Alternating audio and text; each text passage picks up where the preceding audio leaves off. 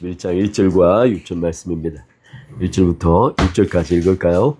같이 돌아가며 읽겠습니다. 제가 먼저 읽겠습니다. 믿음은 바라는 것들의 실상이요 보이지 않는 것들의 증거니 선진들이 이로써 증거를 얻었느니라. 믿음으로 모든 세계가 하나님의 말씀으로 지어진 줄을 우리가 아나니 보이는 것은 나타난 것으로 말미암아 된 것이 아니니라. 믿음으로 아벨은 가인보다 더 나은 제사를 하나님께 드림으로 의로운 자라 하시는 증거를 얻었으니 하나님이 그의 예물에 대하여 증언하심이라. 그가 죽었으나 그 믿음으로써 지금도 말하느니라. 믿음으로 에녹은 죽음을 보지 않고 옮겨졌으니 하나님이 그를 옮기심으로 다시 보이지 아니하였느니라. 그는 옮겨지기 전에 하나님을 기쁘시게 하는 자라 증거를 받았느니라. 같이 믿음이 없이는 하나님을 기쁘시게 하지 못하나니 하나님께 나아가는 자는 반드시 그가 계신 것과 또한 그가 자기를 찾는 자들에게 산 주시는 이심을 믿어야 할지니라. 아멘. 아멘. 우리 혜진이는 이번 주에 말씀을 같이 읽기 시작했나? 듣기 시작했나? 안 했지? 아직. 오케이. 그러면 등록해서 네. 우리 같이 읽도록 합시다. 하루에 혜진 몇 장? 하루에 두 장씩만 해서 앞으로 약 한 150일 동안 신약생활 한번 읽어보자. 알았지? 오케이. 오늘 여러분하고 잠깐 같이 제가 지난번에 책을 고를 때 아마 이거 제가 고른 것 같은데 이게 존 파이프 목사님의 믿음으로 사는 즐거움이라는 책이에요. 근데 이제 돌이켜보면 과연 제 신앙생활은 즐거웠나 이런 생각이 들어요. 제가 고등학교 1학년 때 신할머니와 중학교 1학년 때 교회 나가고 고등학교 1학년 때 예수님을 믿기 시작했는데 그때 이후로 지금까지 살아가면서 늘 이렇게 프레스 속에 있었던 것 같아요. 이게 존 파이프 목사님, 여러분 존 파이프 목사님 설교 가끔 들어봤나요? 이분 너무 뭐 다들 워낙 탁월하신 분들이라 이분 설교하시면 뭐 흥분하시면 저보다 훨씬 더 대단하게 흥분하시죠. 그리고 또 하나 이분의 설교는 굉장히 지적인 동시에 굉장히 정서적인 타치가 있어요.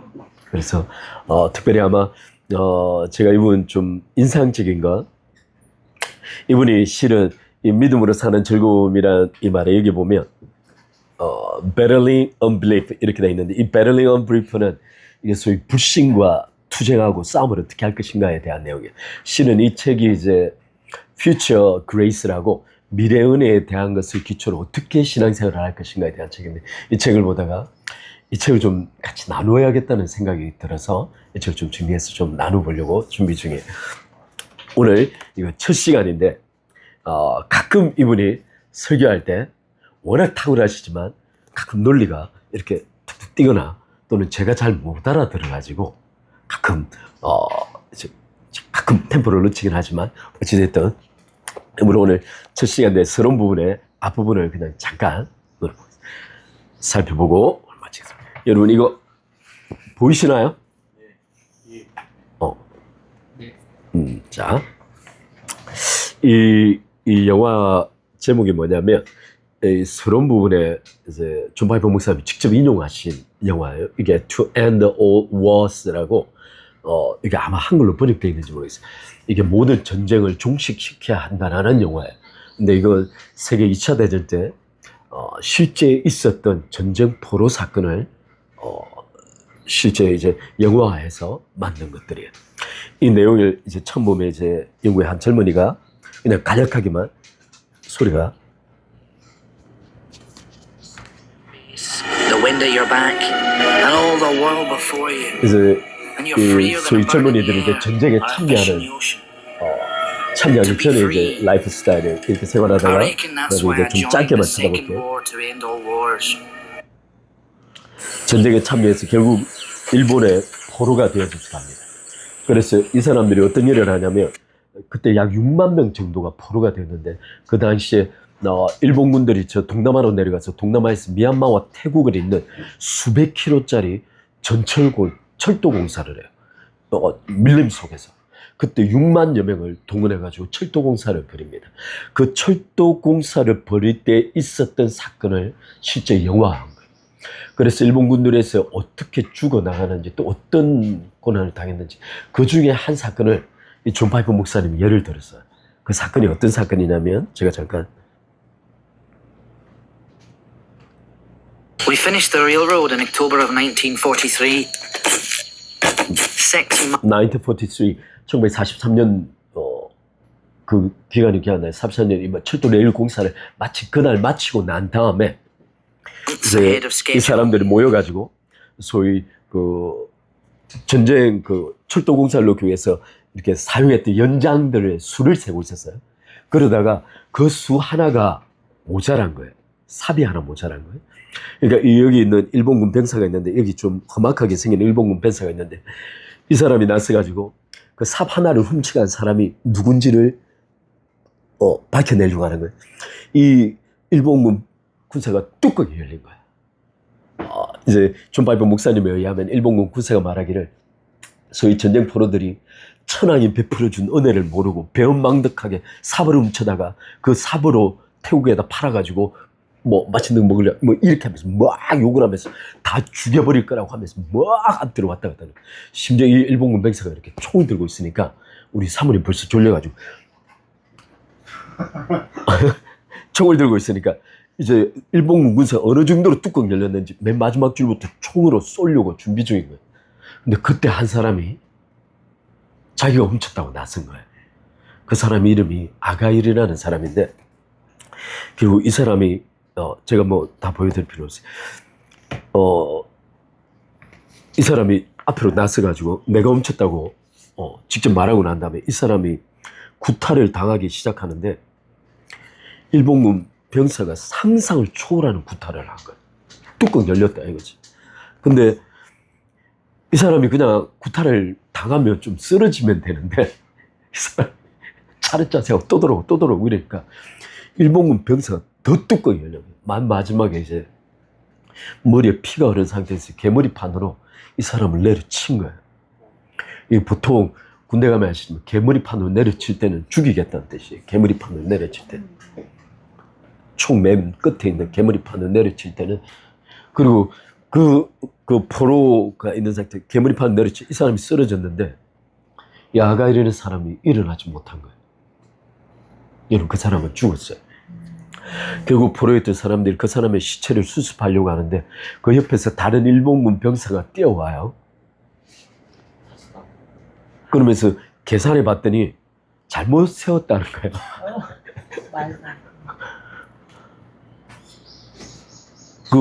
이 아가이를 죽인 일본군 병사가 쫓아오는 그 병사를 또 패기 시작한 거예요. 자, 이제 그런 장면이 벌어져요.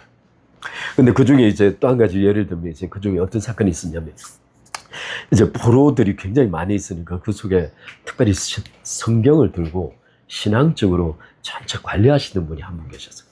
근데 기존에 포로 전체를 관리하시는 분이 그 일본군에게 대들다가 즉사했어요. 총에 맞아가지고. 그 사람을 대신해서 한 사람이 총 리더를 하고 있는데 이 사람이 전쟁이 끝나기 직전인데 한 행사를 벌이다가 밤중에 살짝 몰래 가서 한 일본군 병사를 죽이고 총기를 훔친 거예요. 근데 발각이 됐어. 그래서 함께했던 4-5 사람들이 다 발각이 돼서 끌려와가지고 그 바로 앞에서 즉각 총살을 시킨 거예요. 4-5 명이 있는데. 산, 둘, 세 사람, 4사람을 총살시킨 마지막 그 리더 한 사람이 남아있는데 그 성경을 늘 가르치고 죽은 사람 장례를 치러주고 하시는 분이 앞으로 나와서 일본군 그 병사에게 뭐라고 이야기한 거예요. 그랬더니 일본군 그 병사가 뚜껑이 열려가지고 이 죽어야 될 이 리더는 살려놓고 이 사람을 끌어다가 저 뒤에 그 공터로 데려가라 그러고 이 사람이 그 일본군 병사가 늘 이 사람이 성경을 가지고 그 성경책 속에 십자가 모습을 봤던 거예요. 일본 문맹사 이 사람을 끌어다가 뒤에 가가지고 막대기를 십자가로 만들어 놓고 이 사람의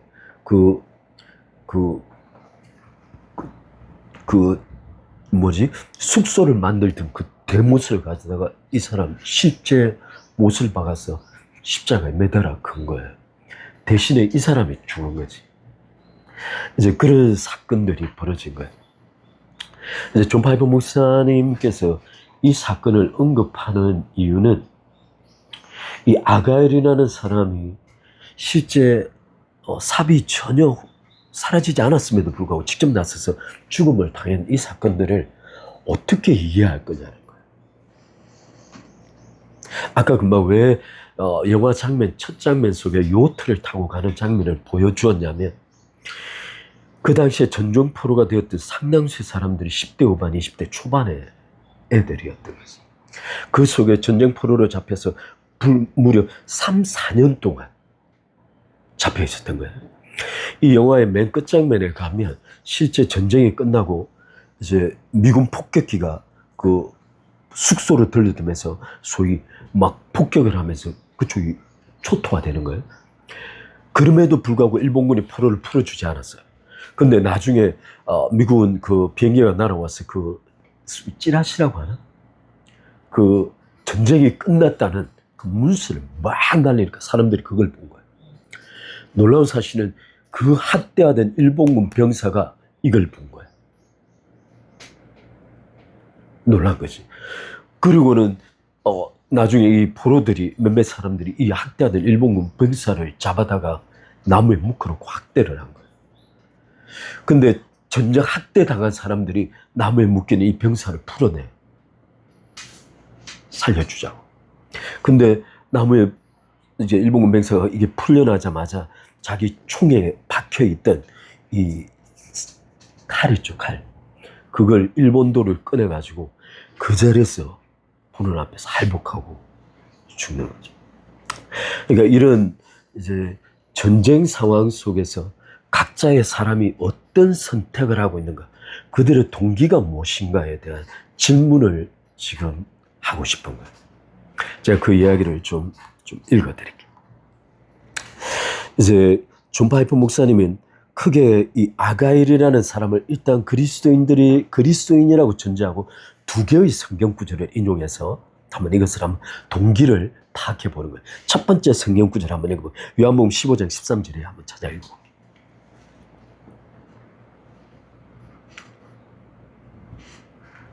요한복음 15장 13절입니다.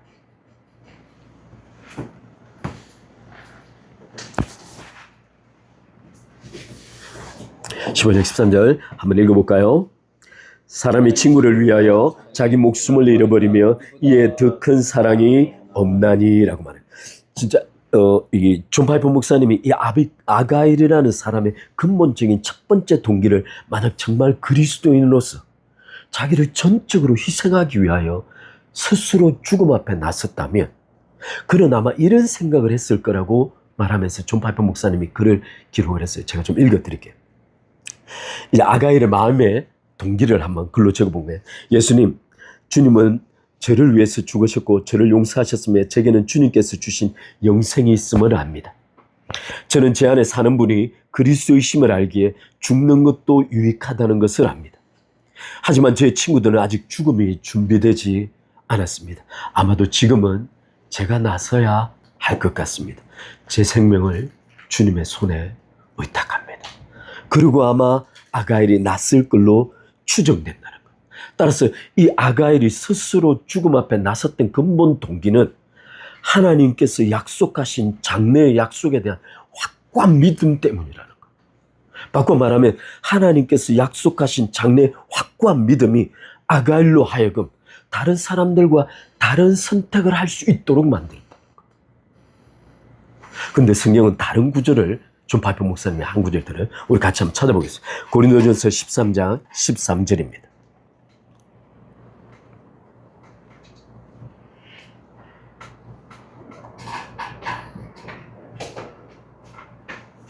(13장 3절) 같이 한번 읽어볼까요? 같이 읽겠습니다. 시작. 내가 내게 있는 모든 것으로 구제하고 내 눈물 불사르게 내어줄지라도 사랑이 없으면 내게 아무 유익이 없느니라. 이 존 바이블 목사님, 만약에 아가일이 군사 정신이라 도덕적 의무감에서 스스로 그 앞에 나섰다면 과연 그의 죽음이 하나님 앞에 어떤 의미가 있을 수 있는가라고 질문하는 거예요. 어떤 의미에서 만약 아가일이 도덕적 의무감에서 스스로 앞에 나서 죽음을 선택했다면 그것보다 비참한 죽음이 있을 수 있는가라고 질문하는 거예요. 자, 제가 여기서 한 가지 질문할게요. 저는 이런 분위기가 너무 어색해서 싫은 분위기라. 제가 한 가지 질문할게요. 여러분은 왜 아가일이 앞에 났었을까요? 첫 번째 전제하는 게 있어요. 만약 그가 그리스도인이었다면 그는 어떤 마음으로 스스로 죽음 앞에 나설 수 있었을까? 내가 사후를 바라보다. 죽음의 이유에 대한. 내가 아니면 나를 인지가 죽을까봐. 제가 한 가지, 설사 누군가 그런 상황이 오더라도 도덕적 의무감에 그런 죽음을 선택할 수 있을까 하는 생각이 드는 거예요. 우리 순호는 어떻게 생각해요? 아가는 어떤 생각으로? 그냥 좀 겸손했던 것 같아요. 그냥 만약에 내가 죽음으로써 다른 사람 살릴 수 있으면 그걸로 약간 만족한다. 그거에서 의미를 찾는 것 같아요. 네. 삶의 의미를 다른 사람 살리는 거에서 되게 의미 느낀다면. 세대사처럼.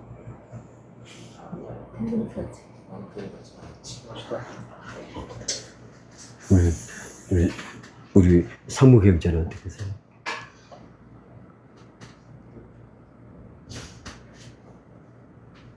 희생 아니면 희생. 응? 희생. 희생, 자기 희생.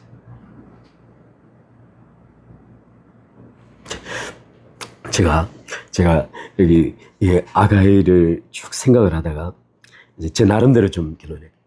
지금 아가일은 지금 자신이 죽어도 미련이 없다라는 생각을 하고 있다는 거예요. 지금 자신의 생명이 끝나도 미련이 없다는 거예요. 솔직히 아까 첫 장면에 보여주었듯이 그 당시에 수많은 전쟁 포로들은 정말 그리워하는 가족들이 있었을 거예요. 심지어 그 상황에서 상당수의 사람들은 자신이 사랑했던 사람이 있을 수 있다는 거죠. 근데 아가일은 전혀 다른 선택을 하고 있다는 거예요. 그것이 어떻게 가능했을까? 제가 그래서 한번 오늘 여기 마태복음에 보면 목숨에 대한 몇 구절이 나와 있어요. 오늘 그 구절을 찾아보고 오늘 우리 하는 걸 좀 마치도록 할게요. 우리 마태복음을 중심으로 목숨과 관련되어진 몇 구절을 찾아볼 거예요. 첫 번째 마태복음 16장 26절입니다.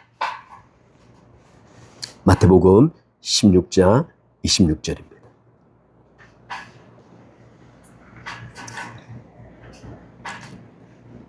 마태복음 16장 26절을 같이 읽겠습니다. 사람이 만일 온 천하를 얻고도 제 목숨을 잃으면 무엇이 유익하리로? 사람이 무엇을 주고 제 목숨과 바꾸겠느냐?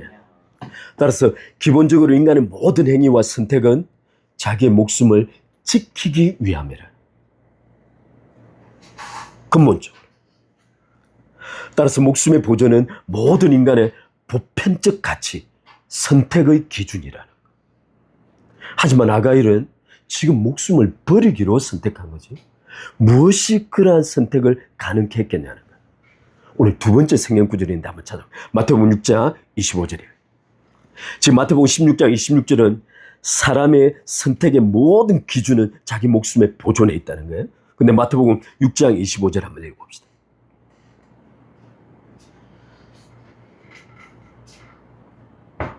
(6장 25절) 우리가 잘 아는 성경 구절이죠. 같이 읽어보겠습니다. 그러므로 내가 너희에게 이르노니 목숨을 위하여 무엇을 먹을까 무엇을 마실까 몸을 위하여 무엇을 입을까 염려하지 말라. 목숨이 음식보다 중하지 아니하며 몸이 의복보다 중하지 아니하냐. 아멘. 우리 삼모맹제, 사람이 염려하게 되는 이유가 뭐라고 생각해요? 확신이 없어서. 확신이 없어서. 확신이 없어서. 어떤 확신을 말하는 거예요?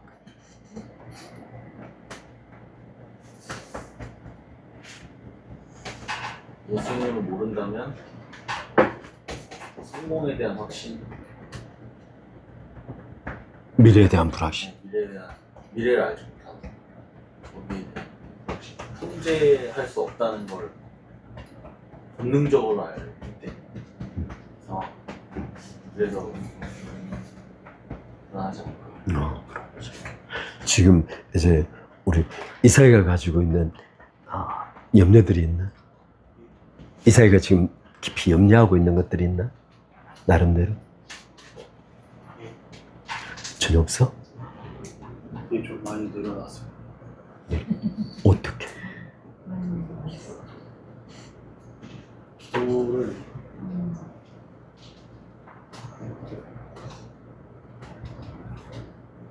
근데 제가 뭔가를 한 것 같지는 않고요. 그냥 하나님 믿음을 좀 주신 것 같아요. 할렐루야. 뭐라고 설명을 할 수 없지만 우리 사모님은 우리 염려하시는 게 있나요? 이 시간 없으신가요? 자, 이제 제가 좀 여기 읽어드릴게요. 존파비 목사님. 성도의 삶이 염려에 의해서 무력화되는 이유는 자기 목숨에 대한 사랑 때문이라는 거예요. 다시 한번.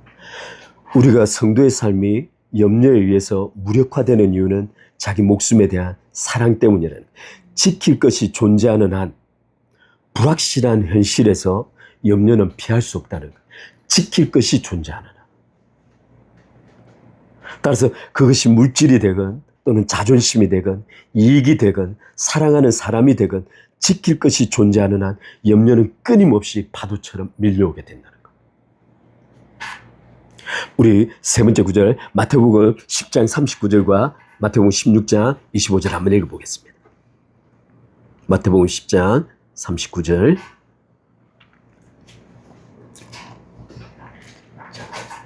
지금 예수님께서 여기 독특한 부분들을 좀 기록하고 있어요. 이 부분을 약간 좀 자세히 살펴볼게요. 마태복음 10장 39절 같이 읽겠습니다. 시작. 자기 목숨을 얻는 자는 잃을 것이요 나를 위하여 자기 목숨을 잃는 자는 얻으리라. 아멘. 여기 나를 위하여라고 구별된 이 헬라 단어의 원뜻이 무엇이냐면 두 가지입니다. 하나는 for the sake of라는 이 번역될 수 있는데 이 단어가 누구를 위하여예요. 또 다른 하나는 because of 누구 때문에란 뜻이에요. 따라서 이 전치사는 누구를 위하여 또는 누구 때문에라는 의미를 동시에 가지는 거예요.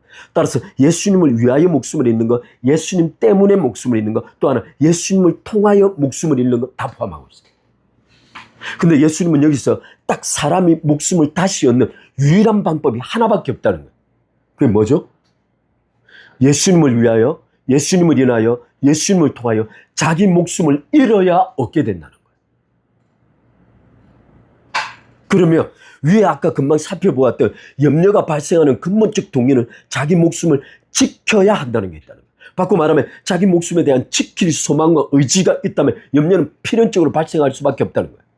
그런데 예수님은 자기 목숨을 다시 얻는 유일한 방법은 죽어야 한다는 거예요. 바꿔 말하면 지킬 것이 사라진 상태가 되어야 비로소 목숨을 얻게 된다는 거예요. 지금 이 의미를 한번 살펴볼까요? 마태복음 16장 25절 다시 한번 읽어볼게요. 마태복음 16장 25절.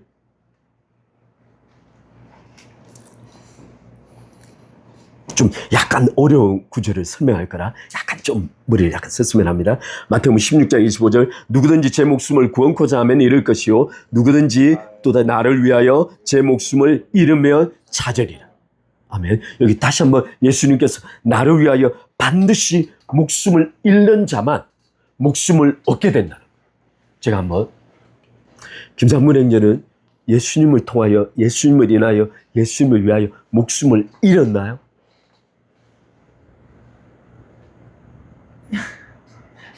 안 챙겨주시는 지금 제 단어를 잘 들어봐요. 목숨을 잃었나요?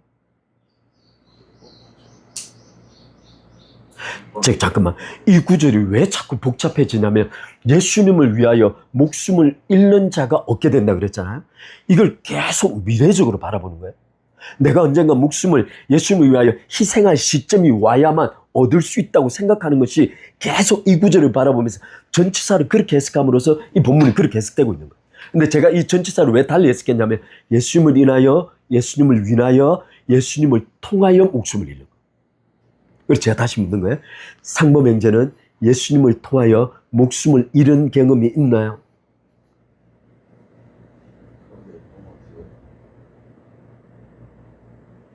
할렐루야. 그러면 상범 형제는 지킬 것이 없어졌나요? 그러면 또 달라지면 상범 형제는 아가일과 같은 상황에 처하면 앞에 나설 수 있게 될까요? 망설이지만 그럴 수 있지 않을까요? 근데 아가일의 문제는 단순히 내 동기 속에서 희생할 수 있다는 것만 중요한 게 아니에요. 아가일의 또 다른 문제는 뭐냐면 극도의 공포예요. 공포예요. 이제 로마서 5장을 보면 어떤 구절이 기록되어 있냐면 로마서 5장은 이게 이번 주 설교할 내용인데 로마서 5장은 어떤 내용이냐면 3장 4장을 걸쳐서 바울이 이신칭이 믿음으로 옳게 됨을 계속 설명해요. 그러면서 믿음으로 옳게 되는 정의, 방법, 그것을 통하여 성경 전체의 유일한 원리라는 걸 입증을 딱 하고 나서 5장에 딱 들어가는 순간 바울이 뭐라 하냐면 그러면 믿음이 성도들의 삶에 어떤 유익을 주는가라고 말을 시작해요. 그러면서 첫 번째 유익이 하나님과 화목됐다. 두 번째 유익이 오늘 우리가 이 서 있는 은혜 자리에 들어가면 얻게 됐다. 세 번째 유익이 하나님의 영광에 참여하는 놀라운 즐거움을 갖게 됐다. 근데 네 번째 유익을 딱 이야기하면서 바울이 뭘 말하냐면 환난을 당하는 즐거움이 있다는 거예요. 그리고 지금 갑자기 바울이 로마서 3장 5장 3절 딱 환난에 그래서 로마서 2장과 3장에 우리가 즐거워하는 일가 두 개에 딱 두 번 된다. 2절에서 즐거워하는 것은 하나님의 영광에 참여하는 그 소망을 두고 우리가 즐거워한다고 말하고 갑자기 3절에 들어가가지고 우리가 환난 속에도 즐거워하느니라고 말하는 거예요. 왜 환난 속에서 즐거워할까? 저 또 이삭이 이야기해.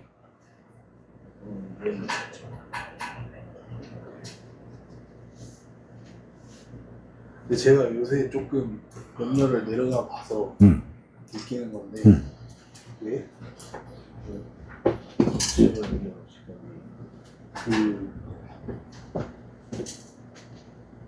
이 하나님의 일하시는 게 그냥 감사함이 좀 있을 때가 있어요. 그러니까 그냥 살면서 좀 어려운 일이 있을 수 있잖아요. 근데 그 어려운 일을 통하여서도 하나님이 일하신다고 느낄 때가 있는데 근데 그 상황 속에서 내가 무언가 하나님 앞에 하나님이랑 뭘 할 수 있다는 사실 자체가 즐거울 때가 있어요. 하나님한테 기도할 수 있는 것이나 제가 딱히 뭔가 기도를 제한당하거나 뭐 기도하면 죽는다 이런 소리를 들어본 건 아닌데 그래서 뭔가 환난에 갔을 때는 제가 아까 미쳐서라고 했지만 더 진짜 정신이 나와가지고 그렇게 되지 않을까 라는 생각. 환난을 통과하면서 경험하게 되는 변화들인 거죠.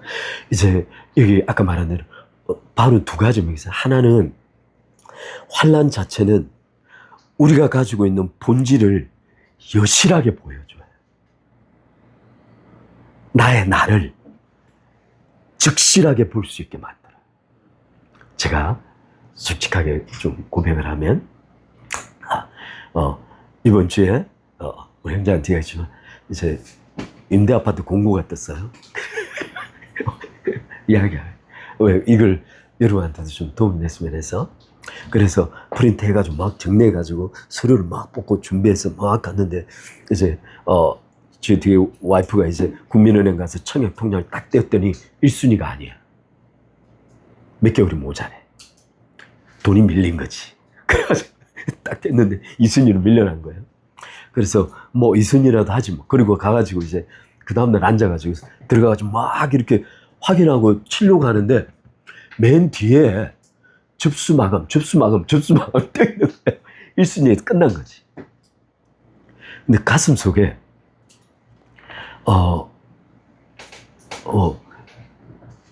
솔직하게 막 자괴감 같은 게 오는 거예요. 어쩔 수가 없어. 이제 그 상황이 딱 접하고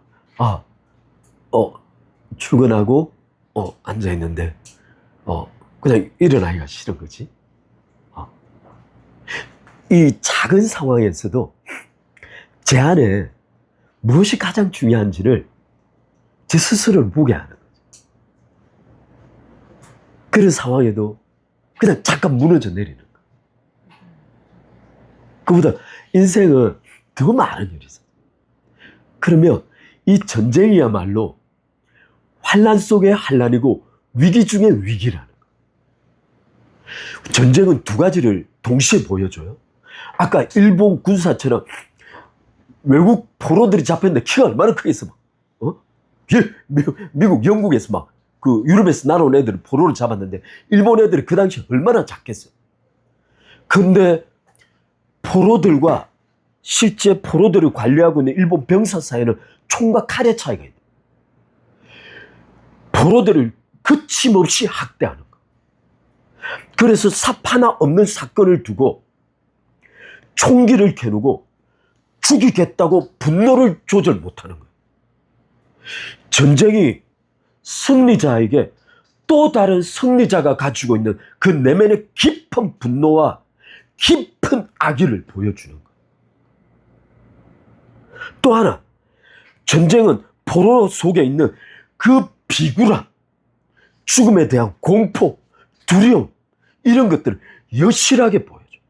위기는 단순히 한 사람의 비열하고 약한 사람의 약점만 보여주는 것이 아니고 정작 스스로 강하다고 생각하는 사람이 진짜 하나님 앞에 서 있는가를 정말 보여준다는 거예요. 동시에 보여요. 어떤 의미에서는 바울이 환난 속에 절구한다는 이 말에 쭉 이어가면 어떻게 돼요? 환난은 인내를, 인내는 인격을 만들고 인격은 소망을 낳는다는 거예요. 바울이 환난을 기뻐하는 근본적인 이유는 환난이 낳게 되는 하나님 앞에서의 궁극적 결과가 너무 놀랍다는 거예요.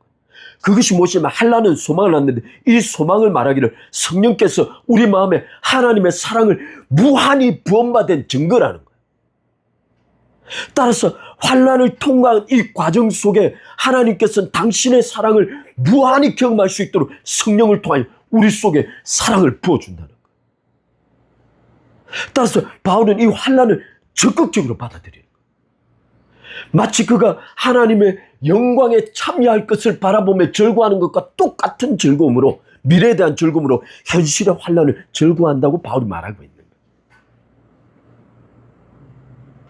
거예요. 이 상황을 바라보는 바울의 전혀 역설적인 애티튜드는 어디에서 왔는가? 바로 이신칭에서부터 믿음으로 어렵다함을 이미 받았다는 거예요. 자신은 아까 아가일이 말한 것처럼, 준파이프 목사님이 아가일을 추정해서 말한 것처럼 자신은 이미 그리스도와 함께하여 내가 사는 것이 그리스도니 죽는 것도 유익하다고 아가일이 생각한 순간 죽을 수 있는 준비가 돼요. 제가 아까 미련이 없기 때문에, 지켜야 할 것이 없기 때문에, 이렇게 가만히 생각해 보면 산상수훈을 다시금 차례차례 생각나게 포토코스, 우리의 죽음에 우리의 무덤을 확인하는 것. 판데요, 죽음을, 무덤을 바라보고 우리 가슴에 그 상처를 새기는 것. 들어가서 프라우스, 지킬 것이 없기에 하나님 손에 자신을 기꺼이 맡기는 데. 그러고 난 다음에 의에 줄이고 목마름이 찾아온다는. 아가일은 정말 짧은 순간에 이 산상수훈의 네 가지 과정을 순간적으로 거치고 판단하고 그 앞에 섰던 거예요. 제가 그럴 수 있다는 게 아니에요. 제가 그럴 수 있다는 게 아니에요. 오늘 이 구절 조금만 더 하고 마칩시다.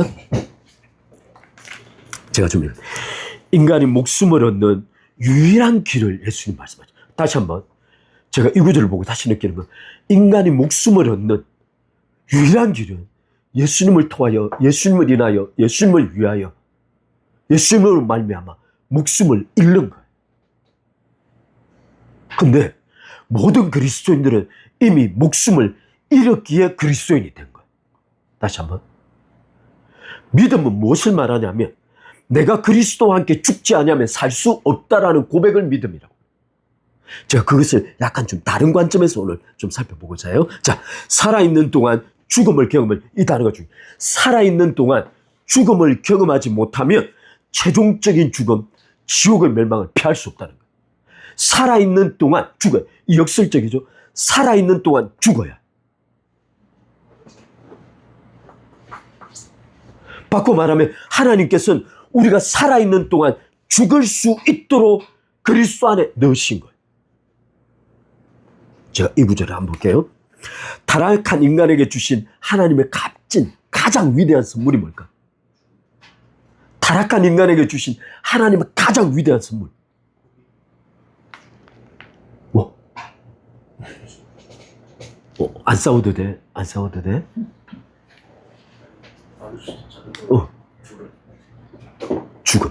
죽음. 왜 죽음일까? 왜 하나님께서 여기 창세기 제가 좀 읽었는데 창세기 3장 22절 여호와 하나님이 가라사대 보라 이 사람이 선악을 아는 일에 우리 중 하나같이 됐으니 그가 손을 들어 생명나무 실과도 따먹고 영생할까 하노라. 하나님께서 직접 하신 말씀이에요. 바꿔 말하면 생명나무를 따먹는 순간 인간이 죄악되고 타락되어 선악을 아는 상태, 도덕적 존재가 된 상태로 그 영원히 살 거라는 거예요. 그래서 하나님께서는 그 인간을 죽여야 한다고 생각하죠. 죽어야만 살릴 수 있다. 다시 한번. 하나님은 이 인간을 죽여야만 살릴 수 있다고 생각하신 거예요. 이 말 이해하시죠? 근데 질문이 이거예요. 왜 인간은 죽어야 살까? 육체가 죄의 지배를 받고 있기 때문에. 할렐루야. 할렐루야. 그게 첫 번째 문제예요. 만약 우리가 지금 여러분 굉장히 이 복잡한 과정을 거쳐야 돼요. 우리 안에 죄법이 있어. 죄법이 있어. 근데 이 죄법을 죽이려면 어떻게 해야 되지? 우리 자신이 죽어버려요. 바꿔 말하면 실제 바울은 죄가 육체 안에 있다고 묘사하고 있어요. 로마서 7장에. 왜 바울은 그렇게 말하고 있는지를 알아요. 실제 우리 옛 자아가 죽은 건 로마서 7장, 6장이에요. 6장. 이미 6장에서 로마서가 끝나야 해. 왜냐하면 로마서 6장에서 예수 그리스도와 함께 모든 그리스도의 십자가에 못 박혔다고 말하고 있기 때문에. 그런데 이미 6장에서 우리의 옛 자아가 십자가에 못 박혀 죽었음에도 불구하고 죄가 살아있다는 거야. 그러면 그 죄는 어디 있다고 보아야 하냐는 거야. 그래서 바울이 끌어들인 게 육체예요. 근데 이 육체는 어디와 작동한다? 우리 온 존재와 인격과 작동하는 거야. 그래서 우리 육체 안에 거하는 죄가 죽기 위해서는 내가 죽어야만 해. 그런데 인간이 생명나무를 따먹고 안 죽어버려. 그러면 우리 안에 법적으로, 능력으로, 원리로 존재하는 죄를 죽일 방법이 사라지는 거야. 그래서 하나님은 타락한 인간을 생명나무로부터 분리시켜낸 거야. 근데 또 다른 이유가 있어. 나약해 져야 나약해. 우리 혜진아 미안하다. 어렵지? 우리 혜진이 미안해. 자, 혜진이가 이해할 수 있도록 최대한 한번 설명해 보자. 왜 인간은 죽어야만 하는가? 자, 제가 이 구절을 한번 읽을 테니까 한번 연상해 보세요. 로마서 6장 23절에 뭐라고 말하냐면 죄의 삭은, 죄의 대가는 사망이에요. 죄의 대가는 사망이에요. 그러면 이렇게 한 가지 물어봅시다. 모든 인간이 죄를 범했어. 모든 인간이 죄인이에요. 그럼 모든 인간을 무엇을 대가로 지불해야만 하죠? 죽음을. 자신의 죽음을 대가로 지불해야만 죄가 해결된다는 거예요. 다시 한번. 인간은 자신의 생명을 대가로 지불해야만 죄가 해결된다는 거예요. 그런데 이 인간이 자신의 죄의 대가를 살아있는 동안 죽음을 통해 지불을 안 해버려. 지금 굉장히 이상한 말을 하고 있는 거예요. 인간이 살아있는 동안 자신이 범한 또는 자신에게 주어진 죄의 대가를 지불 안 해. 그러면 자신이 딱 죽는 순간 그의 죄에 대한 대가를 하나님께서 그 사람에게 즉각 물으시는 거예요. 근데 하나님께서 우리로 하여금 죄의 대가를 지불하도록 하나님께서 방법을 강구하신 거예요. 어떻게? 인간으로 하여금 죄의 대가를 지불할 수 있도록 하나님께서 방법을 강구하셔서 그것이 뭘까요? 생명. 죄 없는 전 근데 질문이 하나 어. 있는데 어. 옛날에 아기 때부터 약간 들던 생각인데 어. 죄의 삭은 사망이잖아요.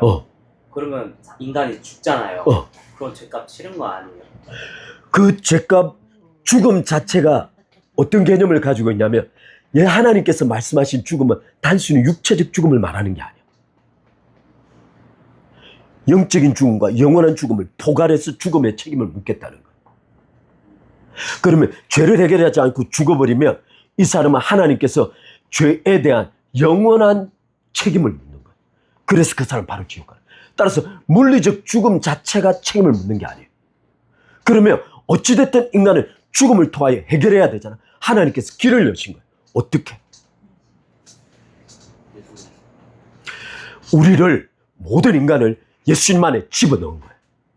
그리고는 예수님을 죽이신 거예요. 그 예수님의 죽음을 통하여 모든 인간을 죽이신 거예요. 바꿔 말하면 예수님 안에서 우리가 죽은 거예요. 바로 우리의 죽음 자체를 이미 살아있는 동안 죽었다고 보는 거예요. 그래서 그 죽음을 통하여 우리의 모든 죄가가 그리스도 안에서 지불됐다고 보는 거예요. 다시 한번. 그리스도께서 우리를 대신하여 십자가에 못 박혀시기에 우리의 죄가를 지불하기도 했지만 동시에 우리의 죽음을 필요하는 죄 싹의 문제를 그리스도께서 우리를 안고 함께 죽으신 거예요. 하나님께서 우리를 그리스도 안에 넣으신 거예요. 그리스도의 죽음에 우리의 죽음이 동반되고 있는 거예요. 그러면 한 가지 마지막 질문이에요. 지금 옛 자아는 어디에 있을까? 십자가에 못 박혀 하나님께서 죽여버린 우리의 옛 자아는 어디에 있을까?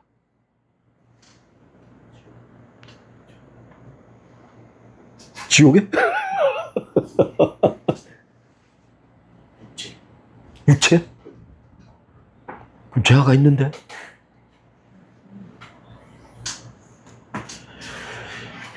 그래서 하나님은 신비롭다는 거예요. 그래서 말씀하시기를 예수님께서 십자가에 못 박히시고 죽으시고 난 다음에 어떻게 되시죠? 무덤에 들어가서 장사되시는 거예요. 이 장사된 무덤은 예수님께서 나오시자 텅 비어 있잖아요.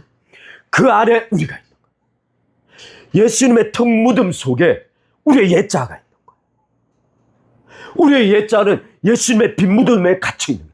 지금 우리가 사는 것, 그래서 바울이 말하기를 이제 우리가 사는 것은 무엇으로 산다? 그리스도를 믿는 믿음으로 산다.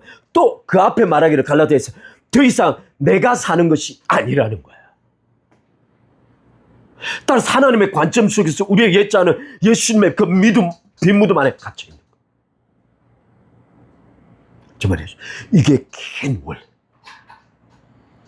제가 좀 읽어보고 이렇게 좀 우리 마태복음 이게 전체 목숨은 좀 읽고 마칩시다. 여기 봅시다. 뿐만 아니라 예수 그리스도와의 연합한 우리의 죽음도 만약 인간이 죽지 않게 되면 어떤 일이 벌어지냐면 첫 번째, 예수님께서 죽을 수가 없는 거예요. 예수님께서 설사 성육신 하시고 인간이 되셨을지라도 그분이 죽음을 경험할 수 없는 거예요. 그러면 예수님께서 죽으실 수 없다면 우리의 죄를 해결할 수가 없는 거예요. 따라서 하나님께서 창세기 3장에 타락한 인간을 죽을 수 있도록 만든 건 예수 그리스도께서 죽을 수 있도록 만드신 거예요. 다시 이해하시겠죠? 인간을 죽을 수 있게 만든 건 예수님께서 인간이 되셔서 죽을 수 있도록 만드신 거라는 거예요. 하나님께서 그렇게 준비하신 거예요. 왜냐하면 그리스도 안에서 우리 모두가 죽어야 하기 때문에, 반드시 인간이 죽어야 하기 때문에.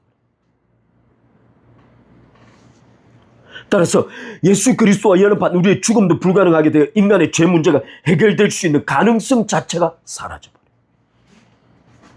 그 질문이 그럼 예수님은 육체만 아니라 영혼도 죽으신 거예요? 다 우리와 똑같은 죽음을 당하신 거예요. 똑같은 죽음. 근데 영은 죽어야 안 죽어요? 우리의 영도 안 죽어. 우리의 영이 안 죽으니까 지옥 속에서 영원한 벌을 받을 수 있는 거예요. 영은 안 죽어. 영은 안 죽어. 지금 여기 신학적으로 예수님께서 성육신 인간이 되셨을 때, 마리아에게 들어가셨을 때, 예수님의 새로 인간이 탄생할 때는 새 영이 탄생하는 거예요.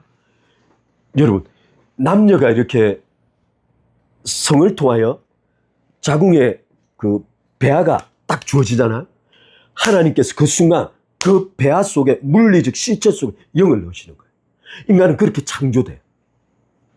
그렇게 창조된 인간에게 이미 인간은 죄 가운데 나는 거예요. 근데 예수님은 성령을 통하여 예수님의 생명 자체가 들어온 거예요.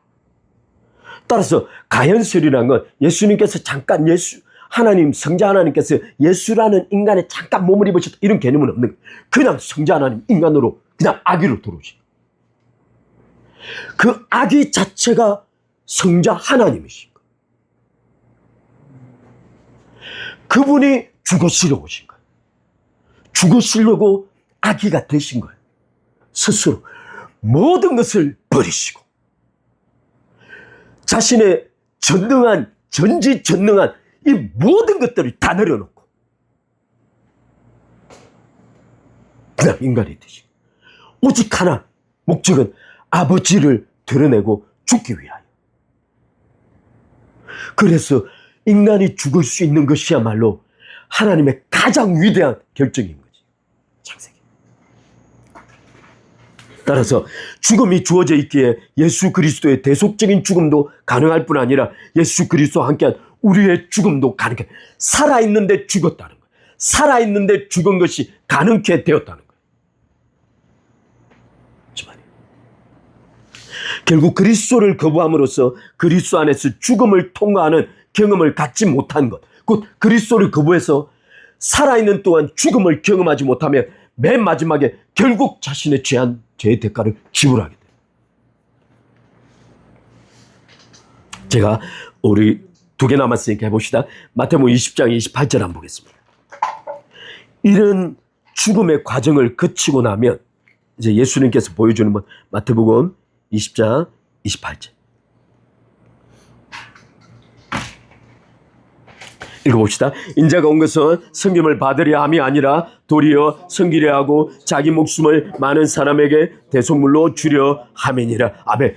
인간이 죽을 수 있기에 예수님은 자신의 모든 존재를 대속물로 기꺼이 내어주실 수 있는 거예요.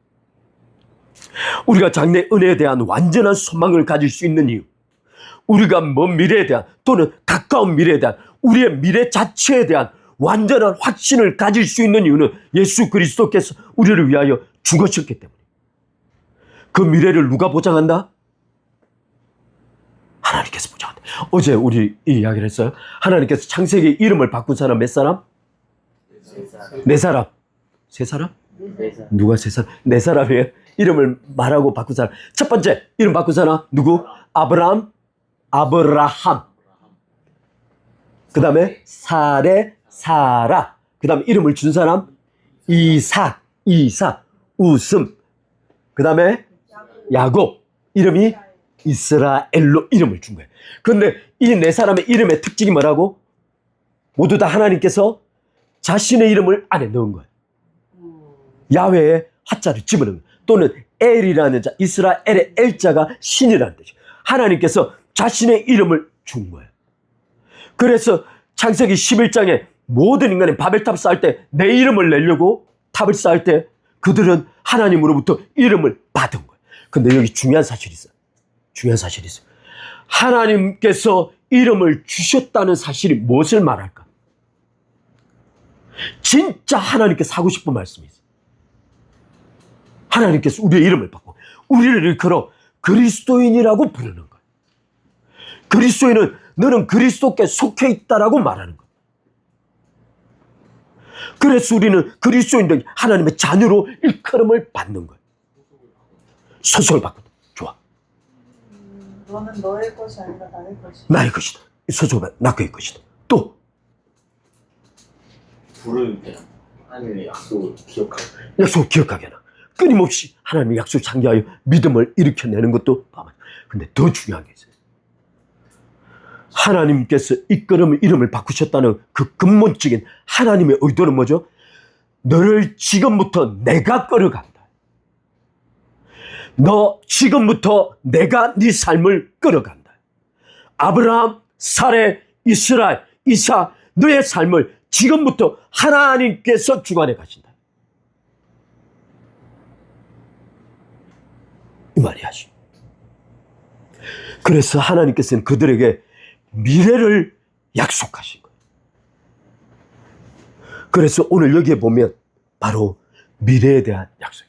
이 존 파이버 목사님의 이 책의 실질적인 제목 Future Grace, 장래 은혜를 어떻게 이해할 것인가. 마지막 둘이 벌써 장난치고 난리 났는데 마태복음 22장 37절 한번 봅시다. 이제 끝납니다. 여기 히브리서 보아야 되고 막 많지만 나중에 또 기회가 되면 마태복음 22장 37절 한번 봅시다.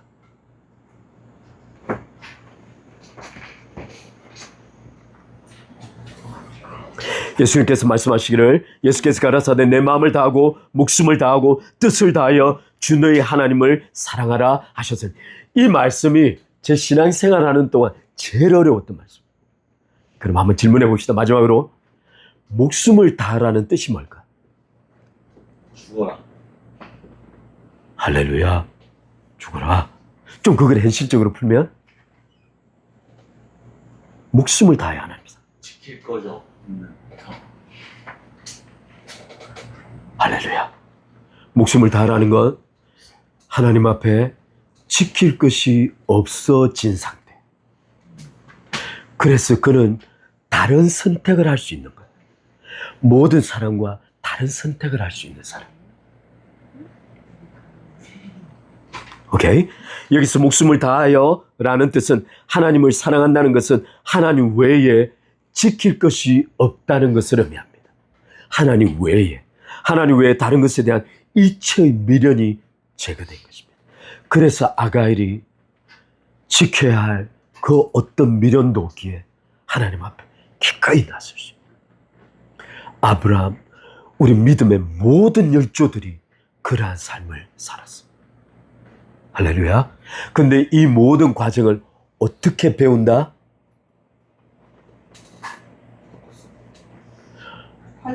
환난을 통하여. 할렐루야.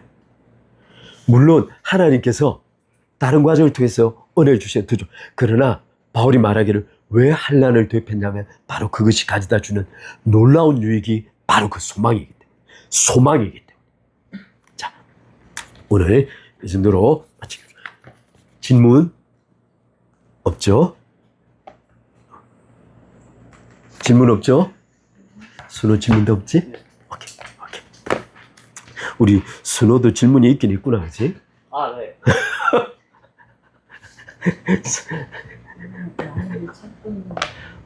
오케이. 잠깐 우리 이제 뭐 좀 하고 싶은 말이 있으면 뭐 한두 사람 이야기하고 마칠까요? 너가 한다고. 우리 시장모님.